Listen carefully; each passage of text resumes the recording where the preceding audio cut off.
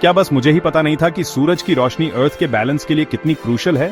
दोस्तों, आज हम बात करेंगे अपनी अर्थ के बारे में, हमारा खूबसूरत घर इस बड़े से यूनिवर्स में। इसमें एक स्पेशल सिस्टम है, एक ऐसा सिस्टम जो लाइफ को चलाता रहता है। ये सिस्टम बैलेंस के बारे में है, खासकर हीट और एनर्जी का बैलेंस। सूरज हमें देता है रोशनी और गर्मी, इसे इंसुलेशन कहते हैं या इनकमिंग सोलर रेडिएशन। ये इंसुलेशन हमारे लिए बहुत क्रूशल है। ये एनर्जी का प्राइमरी सोर्स है हमारे प्लेनेट के लिए, हर लिविंग बीइंग के लिए। लेकिन कितनी एनर्जी अर्थ को मिलती है और वो क्या करती है इस एनर्जी का? क्या ये और गर्म होती जाती है? नहीं, ऐसा नहीं होता। यहाँ एक बैलेंस काम करता है, एक बहुत ही नाजुक तालमेल। इस बैलेंस को अक्सर कहते हैं इंसुलेशन बैलेंस। इसका मतलब है अर्थ एक स्टेबल टेम्परेचर मेंटेन करने की कोशिश करती है। वो सिर्फ सारी सनलाइट को अब्सॉर्ब नहीं करती, वो कुछ एनर्जी वापस स्पेस में भी भेजती है। इसे सांस लेने जैसा समझो, सूरज की गर्मी को अंदर लेना और फालतू हीट को बाहर निकालना। इससे सब कुछ बिल्कुल सही रहता है लाइफ के लिए। तो इंसुलेशन सूरज का गिफ्ट है, एनर्जी की एक कांस्टेंट स्ट्रीम। लेकिन अर्थ सिर्फ पैसिव रिसीवर नहीं है, वो इस एनर्जी को एक्टिवली मैनेज करती है। ये मैनेजमेंट, ये बैलेंस बहुत वाइटल है। ये हमारे प्लेनेट को बहुत ज्यादा गर्म या बहुत ज्यादा ठंडा होने से बचाता है, ताकि लाइफ यहाँ सरवाइव कर सके। इसे समझना पहला स्टेप है मेरे दोस्तों। चलो अब अर्थ का हीट बजट समझते हैं। ये बैंक अकाउंट जैसा लगता है ना? एक तरह से ये है भी। ये एनर्जी का अकाउंट है, एनर्जी जो अंदर आ रही है और एनर्जी जो बाहर जा रही है। अर्थ का टेम्परेचर स्टेबल रखने के लिए ये दोनों अमाउंट्स टाइम के साथ इक्वल होने चाहिए। यही हीट बजट का कोर है। सन हमारी तरफ एनर्जी भेजता है, ये इनकम है, हमारे बजट में क्रेडिट। इस सनलाइट का करीब 30% क्लाउड्स, आइस और अर्थ की सरफेस से रिफ्लेक्ट हो जाता है। इसे अल्बेडो कहते हैं या अर्थ की रिफ्लेक्टिविटी। बाकी 70% एटमॉस्फेयर, लैंड और ओशंस अब्सॉर्ब कर लेते हैं। ये अब्सॉर्ब्ड एनर्जी हमारे प्लैनेट को वार्म करती है। लेकिन अर्थ सिर्फ इस हीट को रखती नहीं है, ये स्पेस में एनर्जी रेडिएट भी करती है। ये एक एक्सपेंस जैसा है, एक डेबिट। ये आउटगोइंग रेडिएशन ज्यादातर इंफ्रारेड होती है। हम इसे देख नहीं सकते, पर ये होती है। टेम्परेचर स्टेबल रखने के लिए अब्सॉर्ब्ड सोलर एनर्जी और आउटगोइंग इंफ्रारेड रेडिएशन इक्वल होने चाहिए। ये हीट बजट परफेक्टली काम करता है, या कम से कम पहले परफेक्टली काम करता था। ये इंश्योर करता है कि अर्थ ना तो ओवरहीट हो और ना ही फ्रीज हो जाए। ये हमारे लिए एक हैबिटेबल क्लाइमेट बनाए रखता है, एक डेलिकेट बैलेंस जो हजारों सालों से बना हुआ है। ये इंट्रिकेट सिस्टम नेचर का एक कमाल है। इसी वजह से हमारे प्लेनेट पर लाइफ फलती फूलती है। अब देखते हैं कि हीट हमारी अर्थ के डिफरेंट पार्ट्स में कैसे फैलती है। क्या सन की एनर्जी हर जगह इक्वली मिलती है? नहीं दोस्तों, ऐसा नहीं है। इक्वेटर के पास वाले रीजन्स, ट्रॉपिक्स, उन्हें बहुत ज्यादा डायरेक्ट सनलाइट मिलती है। सन की रेज उन पर लगभग सीधे पड़ती हैं, जिससे ये एरियाज बहुत वार्म हो जाते हैं। इसे ऐसे सोचो जैसे एक फ्लैश लाइट। अगर तुम इसे सीधे शाइन करो तो लाइट स्ट्रांग होती है, एक स्मॉल एरिया में कॉन्सेंट्रेटेड होती है। यही होता है इक्वेटर पर। सन की एनर्जी वहां बहुत इंटेंस होती है। इसका मतलब है ट्रॉपिक्स को हीट का सरप्लस मिलता है। उन्हें ज्यादा एनर्जी मिलती है जितनी वो रेडिएट बैक करते हैं उससे। वो हमारे प्लेनेट का वार्म हार्ट हैं। लेकिन पोलर रीजन्स का क्या?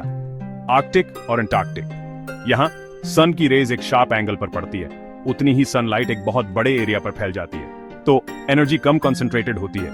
ये वैसा ही है जैसे उस फ्लैशलाइट को एक एंगल पर शाइन करना। लाइट कमजोर हो जाती है, ज्यादा डिफ्यूज्ड। इसके अलावा पोल्स पर आइस और स्नो, वो बहुत सारी सनलाइट रिफ्लेक्ट करते हैं। ये हाई अल्बेडो है, याद है ना? तो वहां कम एनर्जी एब्सॉर्ब होती है। रिजल्ट ये होता है कि पोलर रीजन्स वो स्पेस में ज्यादा एनर्जी रेडिएट करते हैं जितनी उन्हें सन से डायरेक्टली मिलती है उससे, जिससे हीट का डेफिसिट हो जाता है और वो कोल्ड हो जाते हैं। सेक्शन 4, गर्मी का सफर, पोल्स तक संतुलन की यात्रा। तो देखो, एक सिचुएशन है। ट्रॉपिक्स में ना बहुत ज्यादा गर्मी हो रही है और पोल्स को काफी गर्मी नहीं मिल रही है।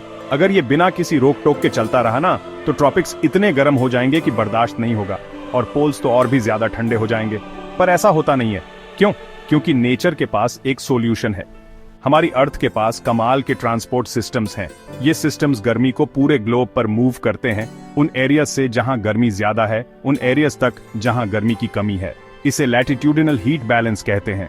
ये समझो, गर्मी के लिए एक ग्लोबल कुरियर सर्विस जैसा है, जो ये पक्का करता है कि गर्मी सब जगह ठीक से बंट जाए, जिससे हमारा प्लेनेट और भी रहने लायक बन सके। ये गर्मी ट्रैवल कैसे करती है?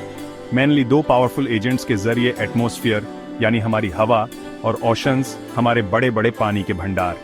एटमॉस्फेयर में जो हवाएं हैं वो गर्म हवा को ट्रॉपिक्स से पोल्स की तरफ ले जाती है और वो ठंडी हवा को वापस लाती है, जिससे एक लगातार सर्कुलेशन बना रहता है। ओशन करंट्स भी कुछ ऐसे ही काम करते हैं। गर्म ओशन करंट्स जैसे गल्फ स्ट्रीम इक्वेटर वाले एरिया से बहुत ज्यादा गर्मी को हायर लैटिट्यूड्स तक ले जाते हैं, फिर ठंडे करंट्स इक्वेटर की तरफ वापस बहते हैं। हवा और पानी का ये लगातार मूवमेंट अर्थ के टेम्परेचर को बैलेंस करने के लिए बहुत जरूरी, क्रूशल है। ये बैलेंस का एक बहुत ही खूबसूरत नेचुरल मैकेनिज्म है। सेक्शन 5, बर्फ और गर्मी वाले इलाके, एनर्जी का difference, ice and tropical regions, the energy difference. चलो बर्फीले पोलर इलाकों और गर्म ट्रॉपिकल इलाकों में एनर्जी की सिचुएशन को कंपेयर करते हैं। ये डिफरेंस बहुत ज्यादा है। ट्रॉपिकल इलाके एनर्जी से भरपूर होते हैं, उन्हें पूरे साल बहुत तेज सीधी धूप मिलती है। जमीन और पानी इस एनर्जी को सोख लेते हैं, जिससे ये इलाके गर्म और वाइब्रेंट बन जाते हैं। ट्रॉपिक्स में सूरज का एंगल काफी ऊपर होता है, इसका मतलब है कि पर यूनिट एरिया ज्यादा एनर्जी। और हाँ, दूसरे कुछ इलाकों के मुकाबले यहाँ औसतन बादल भी कम होते हैं, इसलिए ज्यादा धूप जमीन तक पहुंचती है। ट्रॉपिकल जंगलों के पेड़ पौधे भी काफी सोलर एनर्जी सोख लेते हैं। ये इलाके गर्मी के नेट एब्जॉर्बर होते हैं। अब पोलर इलाकों को देखो, वो बर्फ से ढके होते हैं। बर्फ बहुत ज्यादा रिफ्लेक्टिव होती है, वो बड़े बड़े शीशों की तरह काम करते हैं, ज्यादातर धूप को सीधा स्पेस में वापस भेज देते हैं, इसीलिए उनका एल्बिडो बहुत ज्यादा होता है, तो बहुत कम एनर्जी एब्जॉर्ब होती है।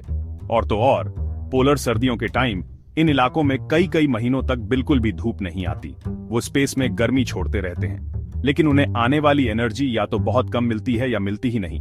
इससे एनर्जी की काफी कमी हो जाती है और वो बहुत ज्यादा ठंडे हो जाते हैं। ट्रॉपिक्स के साथ जो फर्क है वो बहुत ही बड़ा है। सेक्शन 6, हीट बजट की इंपॉर्टेंस, वेदर और क्लाइमेट का फाउंडेशन। ये हीट बजट इतना इंपॉर्टेंट क्यों है? ये बैलेंस इतना मैटर क्यों करता है? दोस्तों, ये फाउंडेशन है, एकदम बेस है हमारे क्लाइमेट और हमारे वेदर सिस्टम्स का। अर्थ के टेम्परेचर की स्टेबिलिटी पूरी तरह इसी हीट बजट पर डिपेंड करती है। एक बैलेंस्ड बजट का मतलब है एक स्टेबल क्लाइमेट। हीट का मूवमेंट जिसकी हमने बात की थी इक्वेटर से पोल्स तक, वही हमारे वेदर पैटर्न्स को ड्राइव करता है। इससे हाई और लो प्रेशर सिस्टम्स बनते हैं। ये उन हवाओं को पावर देता है जो कॉन्टिनेंट्स के आर पार बहती है। ये बादलों के बनने और उस बारिश को इन्फ्लुएंस करता है जो हमारी लैंड्स को नरिश करती है। वेदर में जो कुछ भी होता है सब इसी से लिंक्ड है। इंडिया के मॉनसून्स का ही एग्जाम्पल ले लो, वो लैंड और सी के अलग अलग हीट होने का रिजल्ट है, जो इसी बड़े बजट का एक पार्ट है। हरिकेन्स और साइक्लोन्स अपनी एनर्जी गर्म ओशन वाटर से लेते हैं, जो सूरज से हीट होते हैं। पूरा क्लाइमेट सिस्टम जैसा हम इसे जानते हैं इसी ग्लोबल हीट बैलेंस से रेगुलेट होता है। तो एक स्टेबल हीट बजट का मतलब है प्रिडिक्टेबल सीजन्स, रिलायबल बारिश, ऐसे कंडीशंस जिनमें एग्रीकल्चर थ्राइव कर सके और सिविलाइजेशंस प्रॉस्पर कर सकें। ये वो एनवायरनमेंट बनाता है जिसके हिसाब से अर्थ पर ऑल लाइफ ने खुद को अडेप्ट कर लिया है। इस डेलिकेट बैलेंस को डिस्टर्ब करने के हम सब के लिए बहुत सीरियस कॉन्सिक्वेंसेस हो सकते हैं। सेक्शन 7, बिगड़ता संतुलन, ग्रीन हाउस गैसेस और हमारा कर्तव्य। हजारों सालों तक अर्थ का हीट बजट काफी स्टेबल रहा, लेकिन अब ये बैलेंस बिगड़ रहा है। ह्यूमन एक्टिविटीज की वजह से ये डिस्टर्बेंस हो रहा है, ज्यादातर ग्रीन हाउस गैसेस के इमिशन से। कार्बन डाइऑक्साइड और मेथेन जैसी गैसेस, ये गैसेस हमारे एटमॉस्फेयर में जमा हो रही हैं और ये एनर्जी बैलेंस को बदल रही है। ये ग्रीन हाउस गैसेस करती क्या है? ये अर्थ के चारों ओर एक ब्लैंकेट की तरह काम करती हैं। ये सनलाइट को अंदर तो आने देती हैं, लेकिन कुछ आउटगोइंग हीट को ट्रैप कर लेती हैं, वो हीट जिसे अर्थ वापस स्पेस में रेडिएट करने की कोशिश करती है। इसे ग्रीन हाउस इफेक्ट कहते हैं। थोड़ा सा ये इफेक्ट नेचुरल और अच्छा है, ये हमारे प्लेनेट को लाइफ के लिए काफी वार्म रखता है। लेकिन हम कोल, ऑयल और गैस जैसे फॉसिल फ्यूल जलाकर इस ब्लैंकेट में बहुत ज्यादा ऐड कर रहे हैं। डिफॉरेस्टेशन से, यानी फॉरेस्ट काटकर, और कुछ एग्रीकल्चरल प्रैक्टिसेस के जरिए हीट के इस एक्स्ट्रा ट्रैपिंग की वजह से अर्थ का एवरेज टेम्परेचर बढ़ रहा है। इसी को हम ग्लोबल वार्मिंग कहते हैं। हीट बजट इम्बैलेंस्ड हो रहा है। इस इम्बैलेंस के सीरियस कॉन्सिक्वेंसेस हैं ग्लेशियर्स और आइस शीट्स का पिघलना, सी लेवल्स का बढ़ना जिससे कोस्टल एरियाज को खतरा है, और ज्यादा एक्सट्रीम वेदर इवेंट्स जैसे हीट वेव्स, ड्राउट्स और फ्लड्स। हमारे सामने चैलेंज बहुत बड़ा है। हमें इस बैलेंस को रिस्टोर करने की जरूरत है। हमें ग्रीन हाउस गैस इमिशंस को कम करना ही होगा, क्लीन रिन्यूएबल एनर्जी सोर्सेज पर स्विच करना होगा, ज्यादा ट्रीज लगाने होंगे और अपने फॉरेस्ट को प्रोटेक्ट करना होगा। ये हमारी ड्यूटी है, हमारी रिस्पॉन्सिबिलिटी है अपने लिए और फ्यूचर जनरेशंस के लिए। आइए एक बैलेंस्ड अर्थ के लिए मिलकर काम करें। जय हिंद। अंत में स्लाइड में इस चैनल को लाइक और सब्सक्राइब करें।